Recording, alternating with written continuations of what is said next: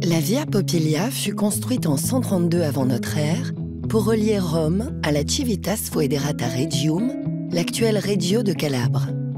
Le nom de Via Popilia dérive de Publio Popilio Lenate, le consul qui en aurait ordonné la construction. Construite en seulement 4 ans et fruit de prouesses d'ingénierie, elle débutait son parcours dans la ville de Capoue, deuxième ville la plus importante de l'Antiquité, après Rome. Nous allons découvrir les lieux qu'elle traversait autrefois et rencontrerons les personnes qui aujourd'hui font vivre ce territoire riche d'histoire et de nature. Punto Rai, punto 45 da Maria Teresa Bellucci, Alberto Picciocchi, grazie e buon ascolto in compagnia di Radio 3. Prossimo notiziario. Giorgio! Attaccata a destra verso sinistra rispetto alla nostra postazione, ecco Keita del chilometro 2, Roma code alternati per traffico intenso tra allacciamenti autostrada per l'aeroporto più vicino e lo svincolo con la statale 7 via Appia in carreggiate interne, e code alternati per incidente tra allacciamento di direzione Roma Nord e via Nomentana in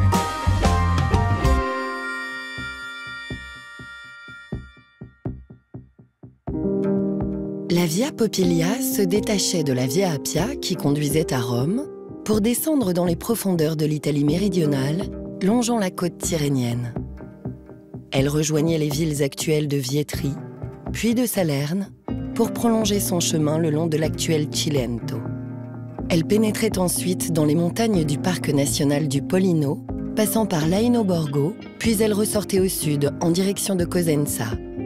Son parcours longeait à nouveau la mer en direction de la Pointe, traversant les villes de Palmi et Scilla, jusqu'au port de l'actuelle Reggio de Calabre. La Via Popilia parcourait près de 500 km pour relier Rome au détroit de Messine, lieu de passage entre la Sicile et l'Afrique du Nord.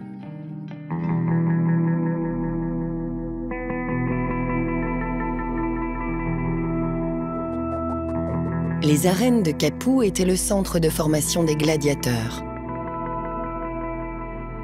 L'amphithéâtre nous laisse encore aujourd'hui imaginer les combats des animaux sauvages, qui étaient montés grâce à des systèmes de trappes. Alors que le sol de l'arène s'entrouvrait lentement, les gladiateurs montaient comme des offrandes sorties de terre. Le bruit sourd de la foule se faisant entendre jusque dans les loges situées dessous. Les acclamations du public résonnent encore dans cet amphithéâtre qui forma les plus grands noms des jeux romains, un monde aujourd'hui disparu.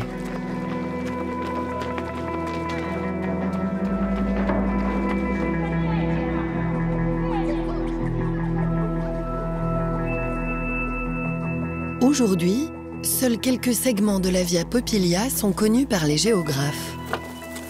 Un travail de recherche est en cours depuis quelques années pour tenter de mieux la connaître.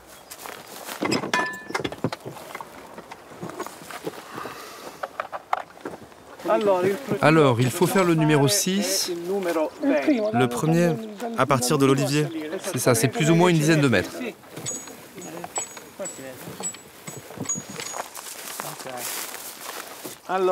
Alors, on peut commencer le test. Nous sommes en train de faire des enquêtes avec un géoradar pour vérifier une hypothèse, c'est-à-dire pour voir s'il y a dans le sous-sol la Via Popilia. L'ancienne voie consulaire romaine devrait en effet passer ici. Donc nous sommes en train de vérifier si on arrive à retrouver une structure compatible à celle de la Via Popilia.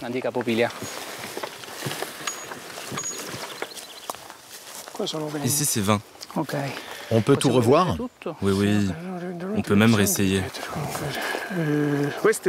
Ça, c'est un géoradar, un instrument qui fait une radiographie du sol qui fonctionne grâce aux ondes électromagnétiques qu'il injecte dans le terrain. Ensuite, il reçoit un signal avec une autre antenne et donne des résultats que nous interprétons. Si on arrive aussi à dépasser la route, juste un peu. Il y en a un ici, tu vois. C'est le même que tu as vu. Il se trouve entre 10 et 14, plus ou moins. Sans aucun doute, le terme strada, à savoir route, vient de stratification, street en anglais. Cela indique plusieurs couches superposées les unes sur les autres qui maintiennent une structure très compacte face aux intempéries et à l'érosion du temps. L'étymologie vient de là.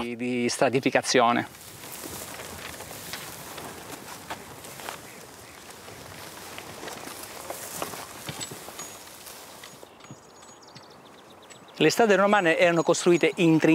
voies romaines étaient construites en forme de tranchée. Les Romains creusaient une tranchée de 4 mètres de profondeur et ils la remplissaient avec des matériaux de densité différentes. La partie la plus importante et la plus solide était la couche extérieure, bâtie avec de la roche basaltique et des pavés liés ensemble avec du béton. La surface de la voie était lisse et ça n'était donc pas un problème pour passer avec un char.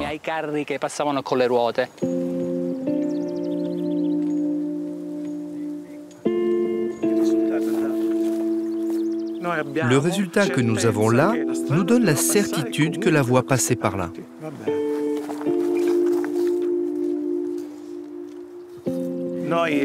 Nous sommes des géologues et pour nous, c'est donc quelque chose de nouveau. Ce qui est intéressant, c'est que nous avons compris que la géologie s'entrecroise ici avec l'archéologie. C'est notre passion et nous voulons mettre nos compétences de géologue au service de cette terre pour faire quelque chose de bien.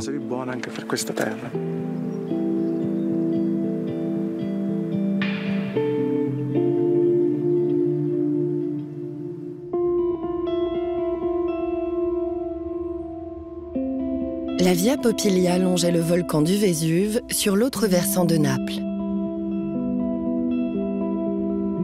Elle continuait son parcours pour rejoindre la ville de Vietri, dont les murs, jusqu'à la coupole de sa cathédrale, sont recouverts de céramique. Une multitude de couleurs qui évoquent à la fois la mer, les agrumes et la végétation méditerranéenne, comme en témoigne sa plus grande fabrique, plus communément appelée le Palais des Céramiques, dessiné par l'architecte Paolo Soleri en 1954 et qui surplombe la mer.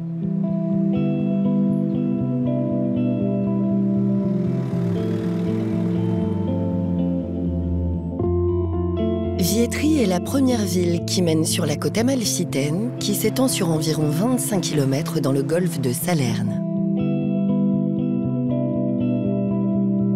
Des montagnes abruptes dévalent vers la mer Tyrrhénienne où, selon Homère, le héros Ulysse rencontra autrefois les sirènes.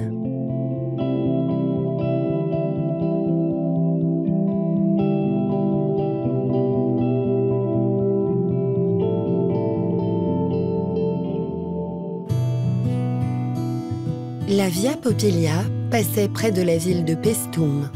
Originellement, le site était une colonie grecque fondée au 7e siècle avant Jésus-Christ et portait le nom de Poséidonia.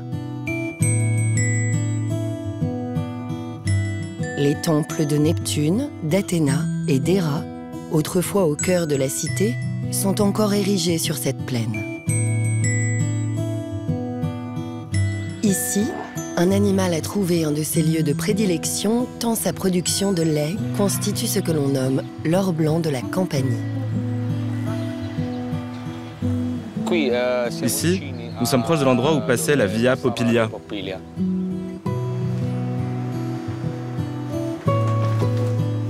Je m'appelle Raffaele Barlotti. Et à l'âge de 19 ans, j'ai commencé à apprendre l'art de la mozzarella.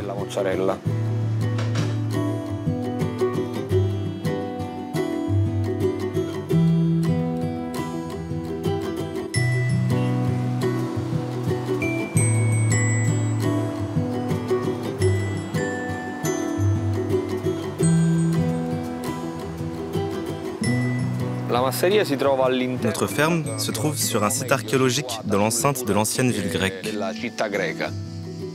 Nous sommes sur le site de Porta Marina.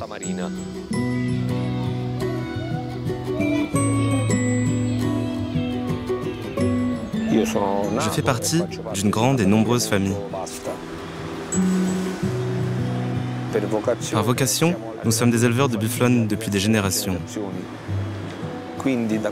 Et de cette prédisposition pour l'élevage des bufflonnes, nous sommes ensuite passés à la transformation du lait et à la production de mozzarella. Nous, on jouait dans ces lieux, dans ces ruines grecques.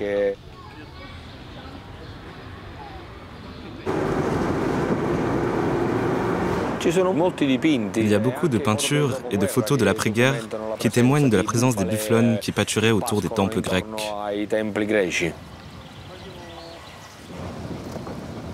Ce sont des images qui me rappellent ma terre, des images dont je suis fier. Elles donnent l'impression d'être immergé dans une réalité ancienne. Voilà ce qu'elles me transmettent.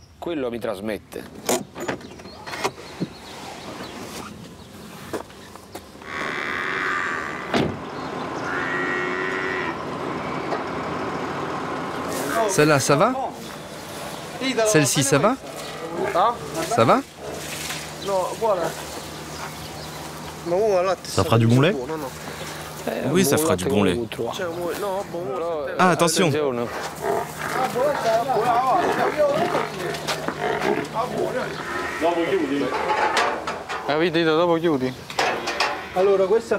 Alors celle-ci, c'est la 39, 68, 97. Voyons comment va cette bufflonne. Elle est en chaleur? Elle est en chaleur. Oui, en chaleur de 120 jours. Nous sommes une entreprise familiale. Il y a mon frère, ma petite amie. Ce n'est pas une entreprise industrielle. Nous faisons tout, de l'agriculture jusqu'à la mise sur le marché.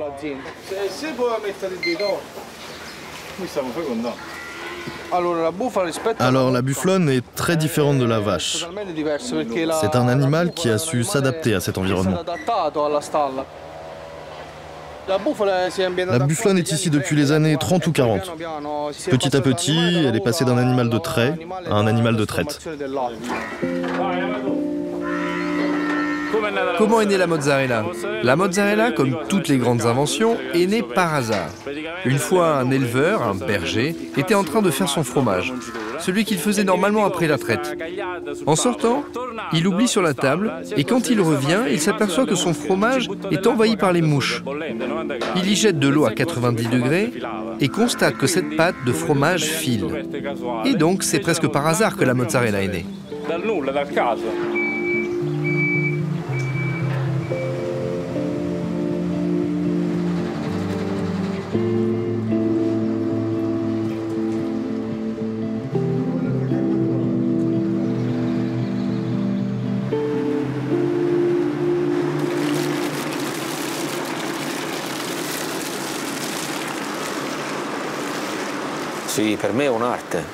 Oui, pour moi c'est un art. C'est un art, et pour cette raison, il faut le faire de manière artisanale. Parce que sinon, si on le fait industriellement, il n'y a plus d'art.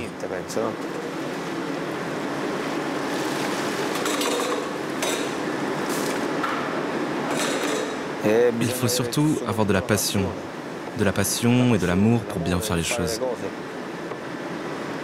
Les gens qui travaillent dans une fromagerie artisanale doivent surtout avoir un savoir-faire manuel et de la sensibilité. Heureusement, j'ai ces dons. On peut les appeler talents si l'on veut.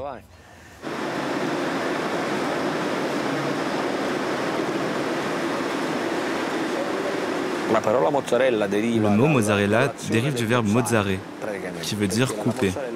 La mozzarella est tranchée à la main, donc du verbe mozzare, mozzarella.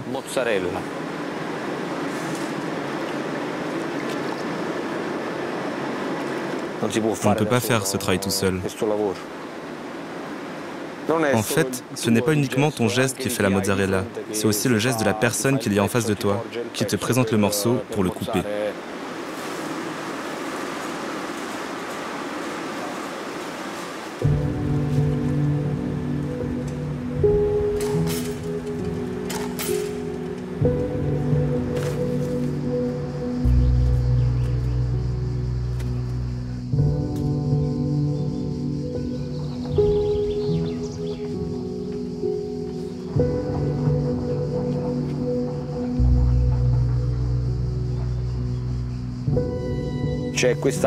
Il y a quelque chose de mystique, de magique. C'est peut-être la présence des esprits des anciens Grecs. Nous sommes immergés dans le temps et nous en sommes fiers.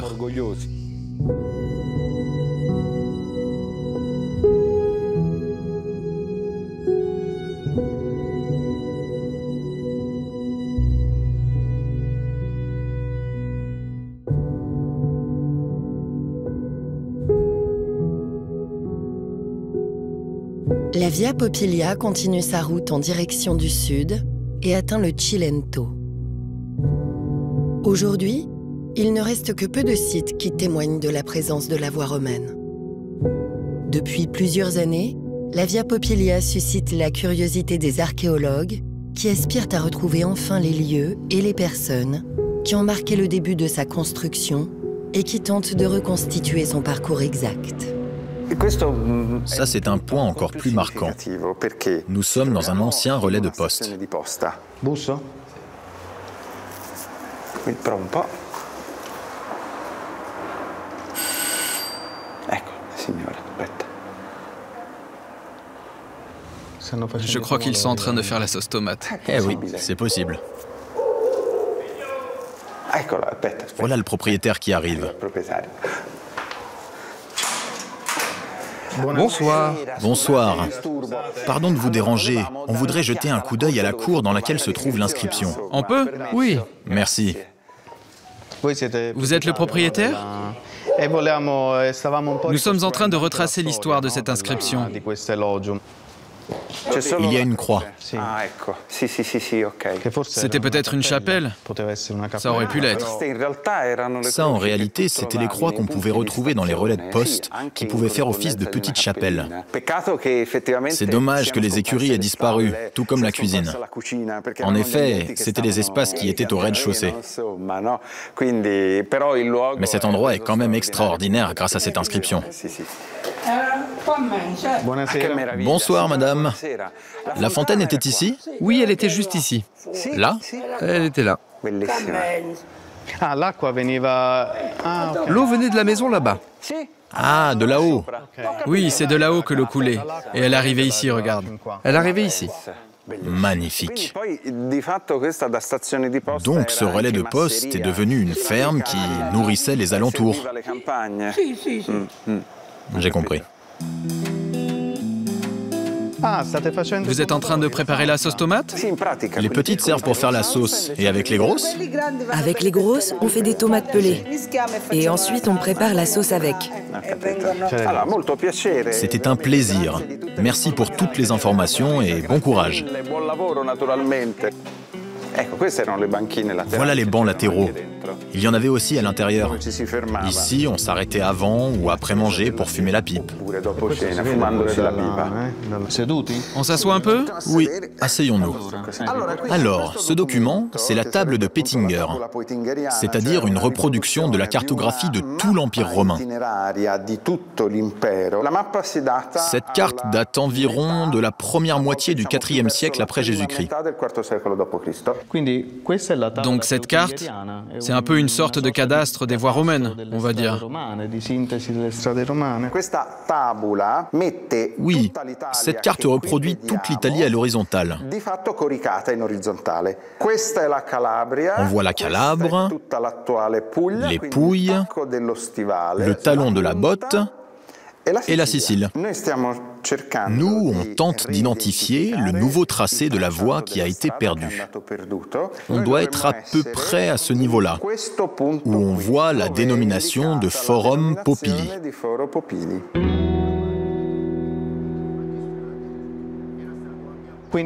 Alors maintenant, on va voir l'inscription de Polla. Oui, c'est ça. En latin, Lapis Pollae. Elle est très importante car le bâtisseur de la route a laissé là-dessus des indications essentielles. Ces informations, nous les avons récupérées et elles nous permettent de comprendre comment la voie fonctionnait, savoir où elle allait et comment elle était organisée.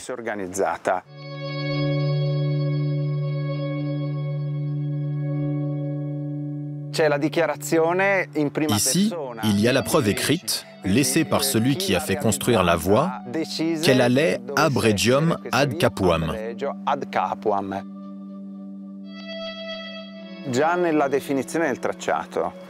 Cela nous montre qu'elle ne partait pas de Rome. Elle faisait le contraire, de Reggio pour ensuite arriver à Capoue. Cela cache quelque chose. En réalité, elle pénétrait dans les montagnes et elle servait à fournir toutes les entreprises spécialisées dans l'extraction du bois pour construire la flotte navale de l'Empire et tous les éléments pour l'entretien et l'étanchéité des bateaux.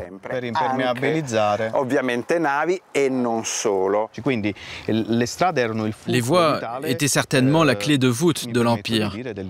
Rome a réussi à pénétrer de manière capillaire dans tous les territoires.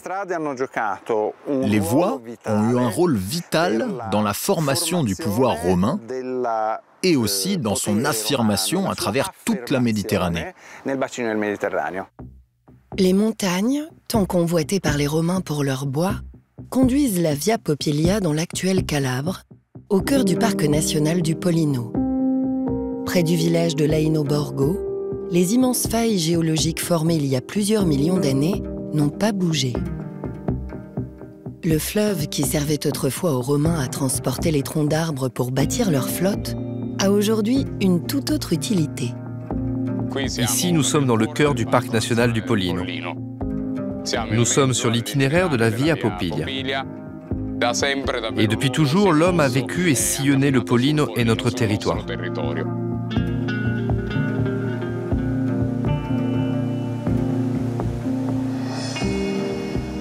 Parfois, je pars à l'étranger pour faire du rafting et on me demande d'où je viens. Et moi, je réponds, je viens de Calabre et je fais du rafting. Et on me dit, mais comment ça, du rafting en Calabre? Et oui, on fait du rafting en Calabre.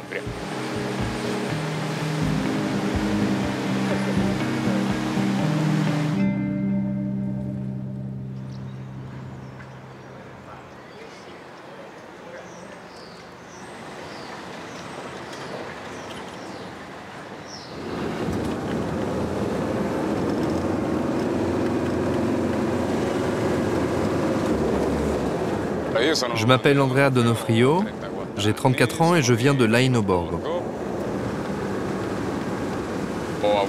J'ai aussi vécu à l'étranger, mais aujourd'hui je suis revenu dans mon village.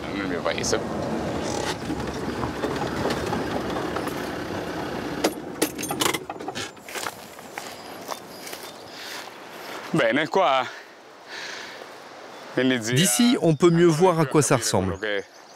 On pourrait presque croire que la roche a été taillée avec un bistouri.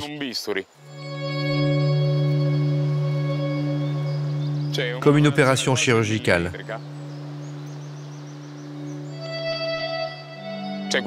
Cet endroit représente véritablement une œuvre d'art naturel. On voit comment les forces de la nature ont dessiné le territoire comme le ferait un artiste.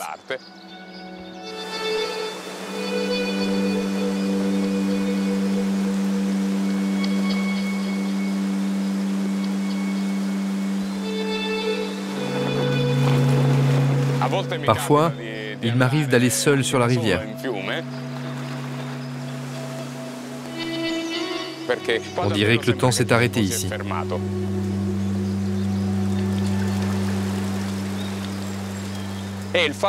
Le fait que rien n'ait été altéré par le temps me fait dire que ce lieu a été et restera toujours le même.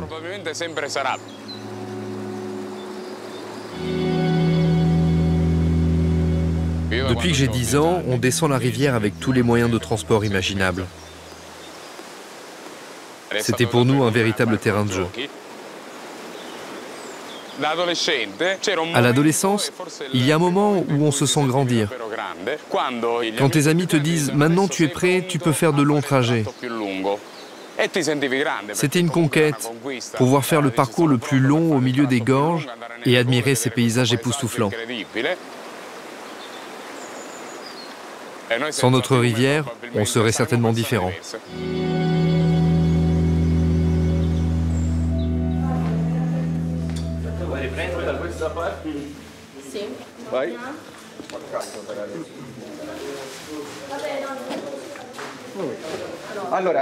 Alors, pour les filles, lâchez vos cheveux et attachez-les une fois le casque mis.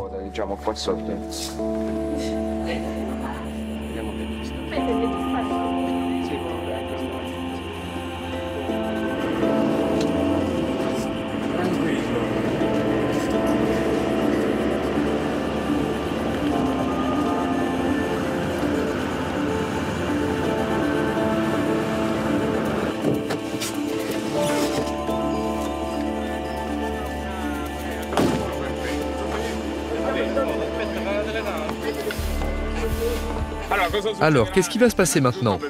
D'abord, bienvenue à la rivière Lao, dans le cœur du parc national du Pollino. Nous allons découvrir ensemble un des canyons les plus beaux d'Europe. Donc faites attention, faites confiance à vos guides et surtout amusez-vous, ok?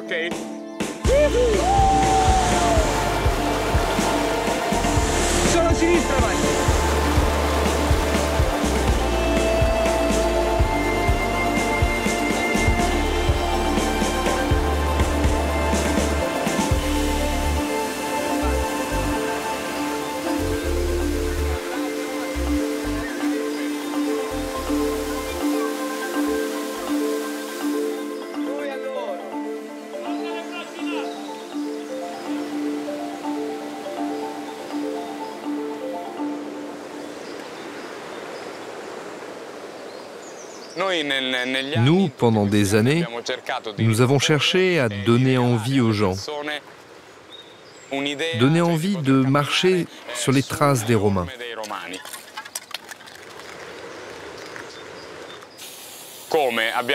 Nous avons repris leur chemin, nous les avons marqués, nous avons même indiqué les directions Capoue et Reggio de Calabre pour souligner les axes de la voie.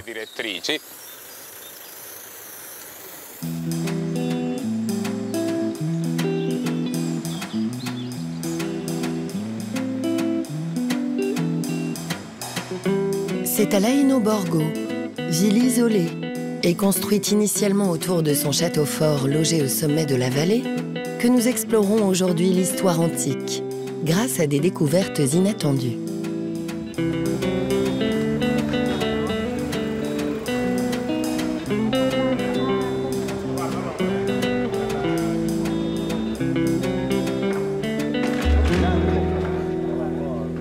Le territoire de Laino Borgo et du Pollino est traversé par la Via Popiglia, donc nous sommes en plein itinéraire romain.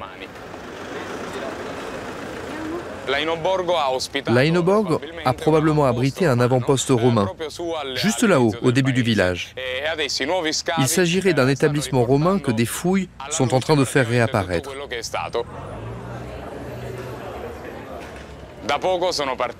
Depuis peu, des fouilles ont commencé. Elles mettent à jour un site qui serait probablement une ancienne ville romaine.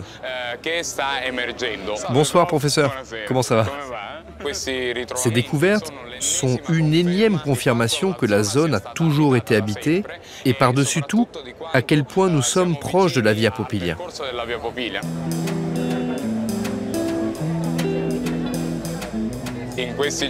Ces derniers jours, tous les habitants attendent avec impatience les résultats de ces fouilles. Tout le village en parle. Buonasera a tutti. Era da tempo che si sospettava che nell'area di Sant'Agata potessero esistere resti di antica civiltà. E oggi, grazie agli sforzi congiunti di amministrazione e sovrintendenza archeologica. La Via Popiglia sort des courbes sinueuses de la vallée du Pollino. Sur son chemin, en direction de Reggio de Calabre, elle laisse apparaître plusieurs villages enclavés dans les montagnes, comme la somptueuse Morano Calabro. Ces villages ont été construits par des Albanais fuyant l'occupation ottomane. Ils se sont réfugiés dans le sud de l'Italie à la fin du Moyen-Âge, au XVe et XVIe siècle. Dans le village de Civita, la culture arbrèche continue de prospérer malgré l'isolement de ces villes et la population vieillissante des membres de la communauté.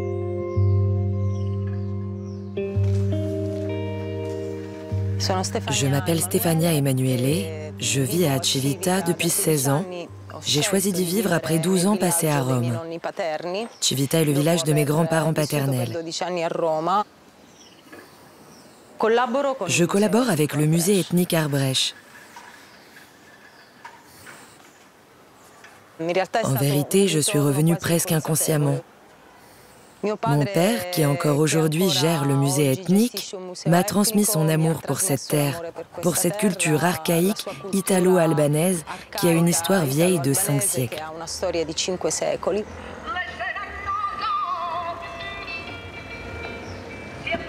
Civita est un village dont les origines historiques sont italo-albanaises. Il fait partie d'un îlot linguistique nommé Arberi et qui s'étale sur presque toute l'Italie méridionale. Pourquoi il n'y a personne aujourd'hui? Ils sont peut-être encore en train de dormir. Pourtant, les vacances sont finies. Le peuple albanais était de confession gréco-orthodoxe.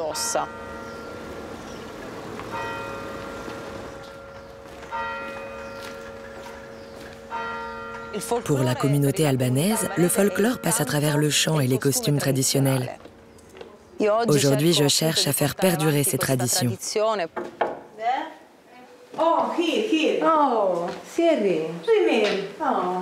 Bonjour. Bonjour. Je viens voir la Chiesa. Viens, je te montre. C'est pour le musée. En fait, le mannequin a le costume, mais il lui manque la Chiesa qui est le plus important.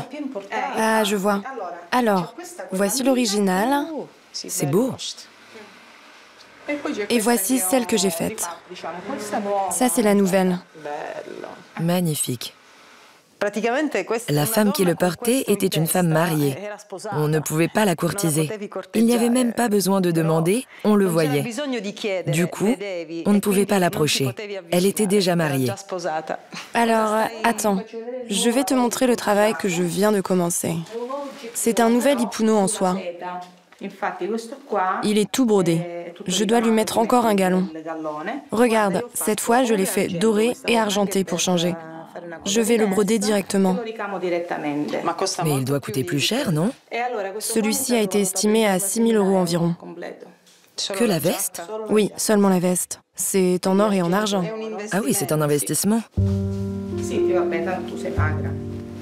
Après, il faut mettre la chemise en dessous. Oui. Il me va comme un gant, c'est ma taille. Après, je pourrais aussi mettre la chemise. C'est vraiment doux. Oui, elles ne sont pas rigides, celles-là. Voilà donc ce que je suis en train de faire. J'ai décidé de broder des symboles Arbrecht. Les termes Arberi et Arbrecht font référence au peuple albanais qui existait déjà il y a 500 ans.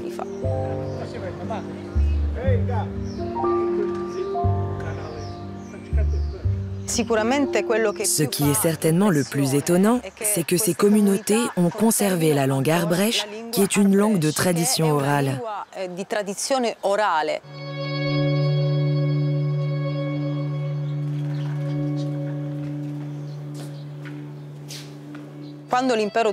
Quand l'Empire turc ottoman a attaqué l'Albanie, le peuple albanais s'est réfugié dans la partie méridionale de l'Italie.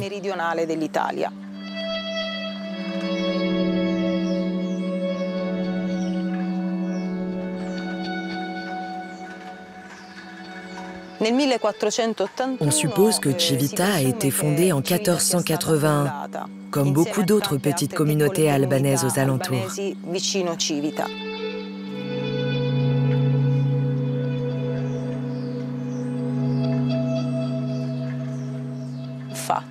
En effet, Civita est l'un des villages les plus petits, mais les plus dynamiques dans cet îlot albanophone. C'est trop beau. Fais-moi un sourire. Trop beau. T'as pris la poule pour ses œufs? Oui. Sinon, il faut acheter les œufs.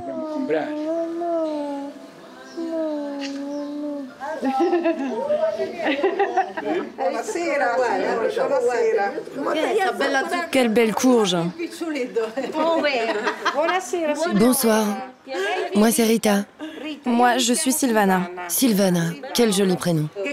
Vous connaissez des chansons? Allez, une chanson qu'on connaît. Une chanson? Une courte en arbrèche. Mais moi, je ne sais pas chanter en arbrèche.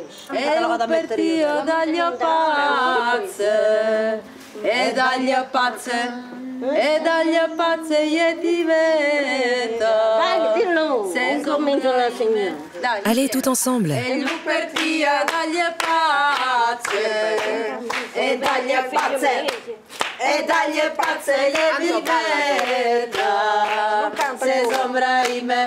Plus vite.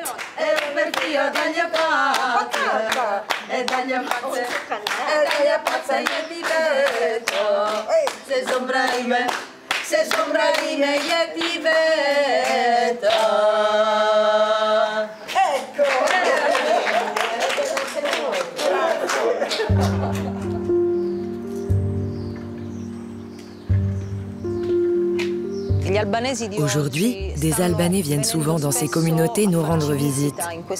À chaque fois, ils s'émerveillent, ils sont nostalgiques de quelque chose qu'ils n'ont pas connu et dont ils ne se souviennent pas.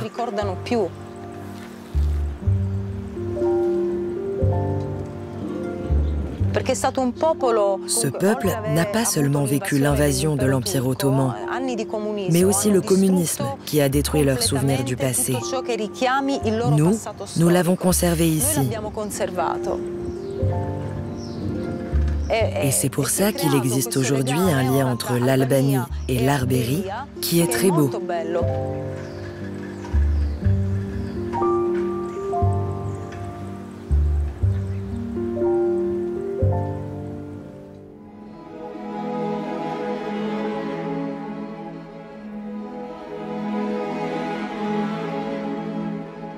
Le voyage au fil de la Via Popilia nous mène à nouveau vers la mer. Celle-ci longeait la côte tyrrhénienne le long de la pointe de la Calabre. On retrouve aujourd'hui son sillage sur le site antique de Palmi, où son théâtre contemple toujours les couchers de soleil sur les îles éoliennes.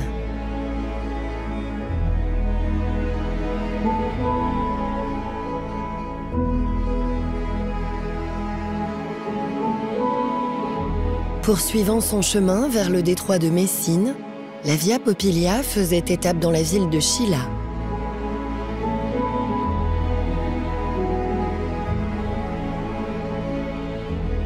Depuis toujours, les habitants vivent de la pêche.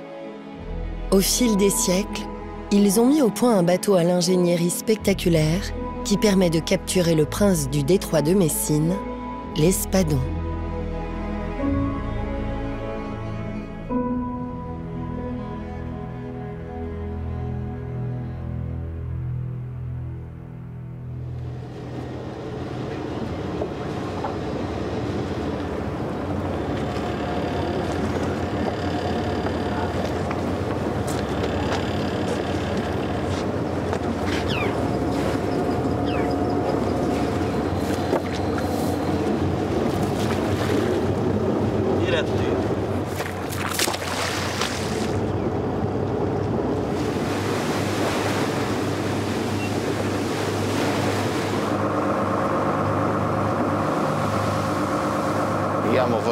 Je m'appelle Fortunato Polistena. J'ai 36 ans et je suis pêcheur et propriétaire d'un bateau de pêche.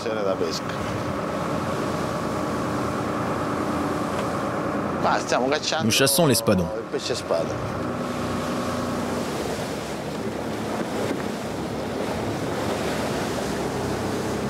Nous sommes sur le détroit de Messine.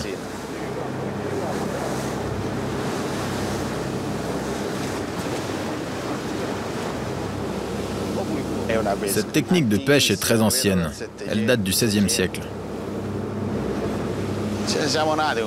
On est né avec elle, on l'a dans le sang. C'est une pêche très difficile. On part du mois de mai au mois d'août tous les jours. Il n'y a pas de samedi ni de dimanche.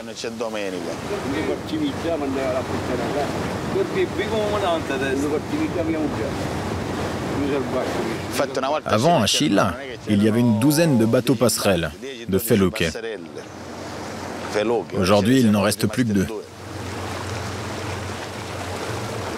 Nous, on tient bon. On est en famille et on se soutient. Mais cela implique beaucoup de sacrifices.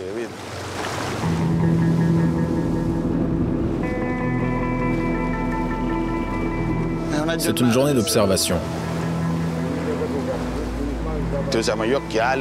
On utilise des lunettes polarisées pour éviter les reflets du soleil et mieux repérer l'espadon.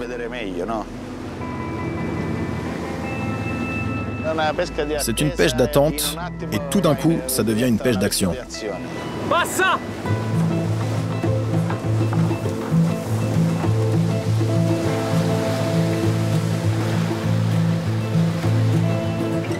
On l'appelle pêche, mais il s'agit plutôt d'une chasse.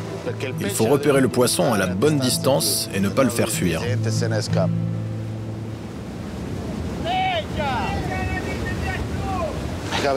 Il y a même des journées où on ne prend rien, et ça arrive souvent.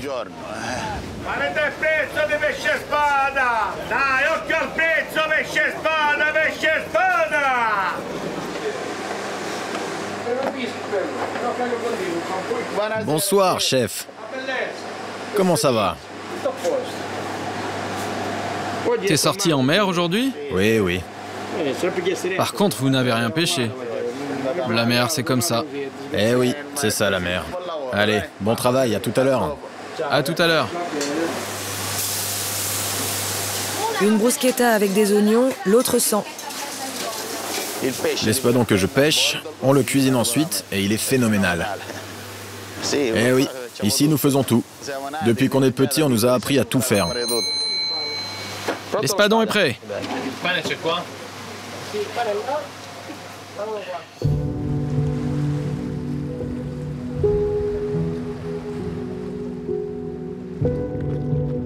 Malgré les sorties en mer infructueuses, pas un jour d'été ne passe, depuis des siècles, sans que les pêcheurs d'espadons n'embarquent pour rejoindre le détroit de Messine. Une tradition qui se transmet de génération en génération.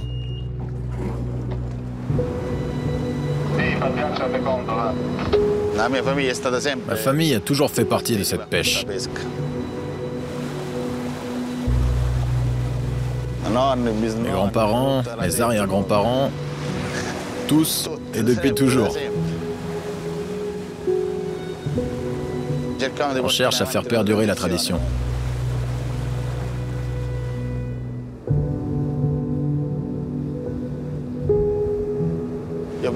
Moi, avant, je montais tout là-haut. J'étais un observateur. Et quand mon père nous a quittés, c'est moi qui ai dû apprendre à harponner.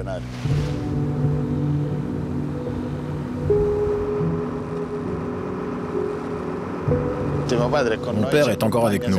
Il nous accompagne pêcher tous les jours. C'est comme s'il pêchait avec nous. Mon père a toujours vécu avec la mer.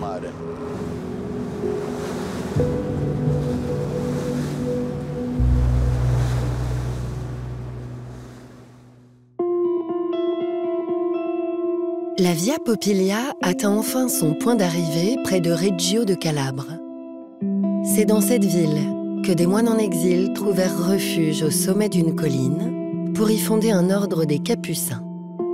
Chaque année, depuis 1636, les habitants de la ville célèbrent la fête de la Madone de la Consolation. Dans le sud, il y avait cette voie romaine, la Via Popilia. Cette voie arrivait certainement jusqu'ici, à Reggio de Calabre. En effet, la ville de Reggio a été très importante pendant la période romaine. Le chemin de pèlerinage de la Via Francigena parcourait la Via Popilia et arrivait ici, à Reggio de Calabre. Mon quotidien se déroule comme celui de tous les frères. Vivre dans la prière, veiller les malades, exécuter des tâches quotidiennes pour la communauté de mon ordre religieux.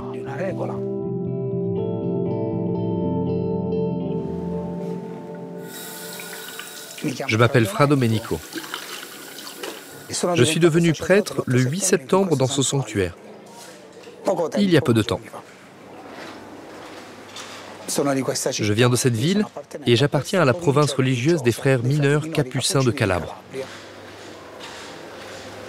Une particularité de la tenue des frères mineurs capucins, c'est le capuchon, qui permet de nous reconnaître. Cette capuche-là, qui a la forme allongée. On raconte que les enfants tiraient sur ce capuchon, autrefois carré, et ils les appelaient les frères Cappuccini, d'où le nom capucin.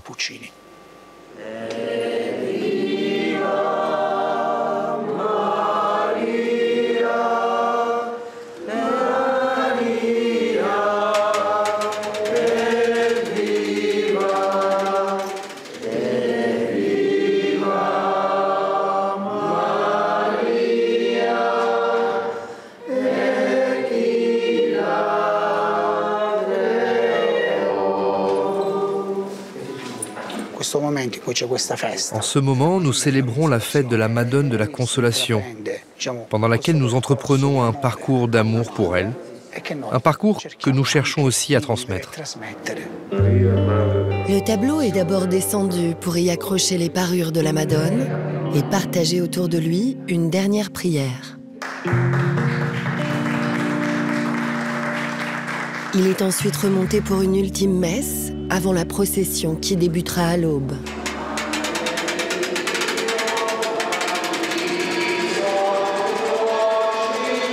L'esprit de cette ville est intimement lié à l'amour pour cette Madone. Sur le tableau, elle est représentée avec l'enfant. Et sur les côtés, on retrouve Saint François et Saint Antoine.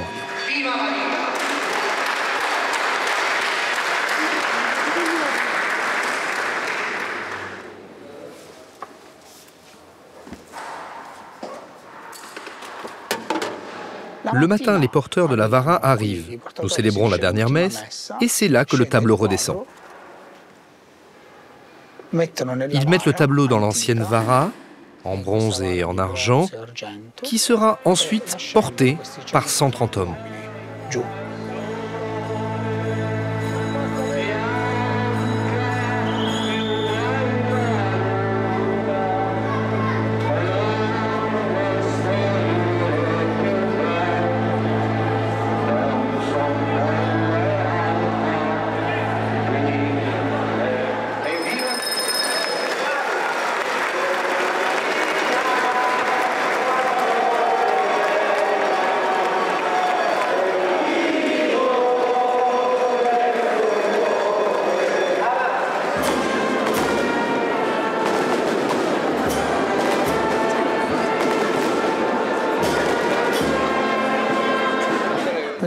La vara est portée par les citoyens de Reggio de Calabre.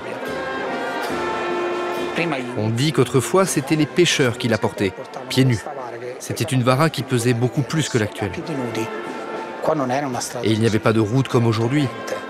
Il s'agissait donc de personnes dotées d'une très grande force physique.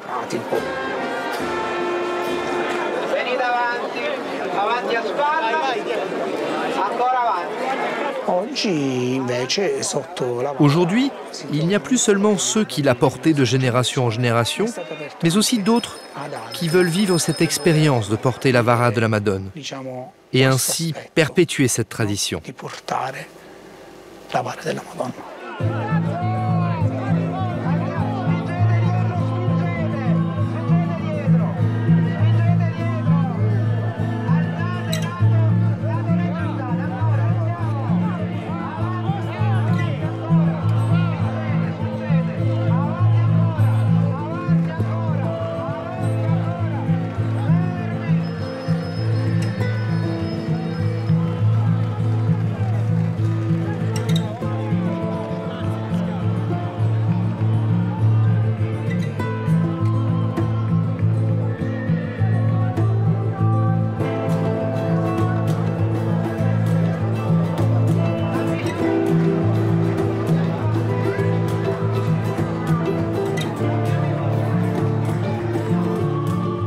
Il y a quelque chose de très beau.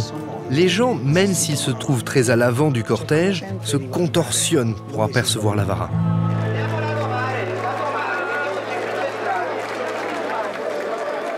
Ce n'est pas uniquement pour savoir où ils sont dans le parcours, mais parce qu'ils se sentent appelés par ce regard.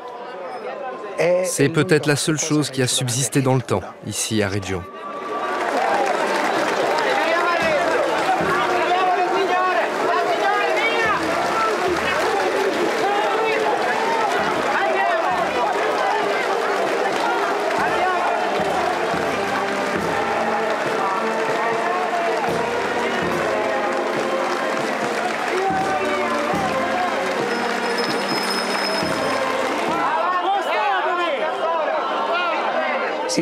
On cite souvent ce vers d'un poète d'ici.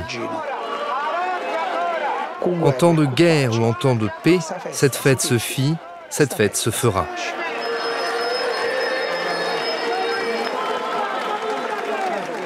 Il peut y avoir des époques sombres ou des périodes de lumière. Tout peut arriver, mais cette fête doit avoir lieu. Et c'est vrai.